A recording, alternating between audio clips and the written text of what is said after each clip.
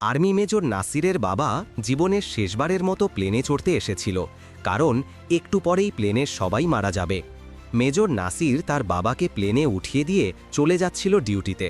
হঠাৎ তার মনে ভয়ঙ্কর রকমের একটা ভয় ঢুকে যায়। ভয়ে পুরো শরীর ঠান্ডা হয়ে যাচ্ছিল।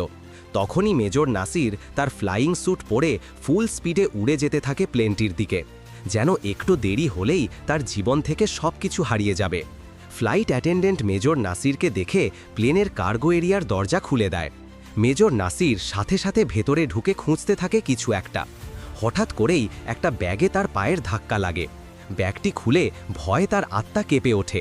ব্যাগে একটা টাইম বোমা, আর আছে মাত্র 5 সেকেন্ড সময়। তখনই মেজর নাসির ফুল স্পিডে দৌড়ে আসে দরজার কাছে।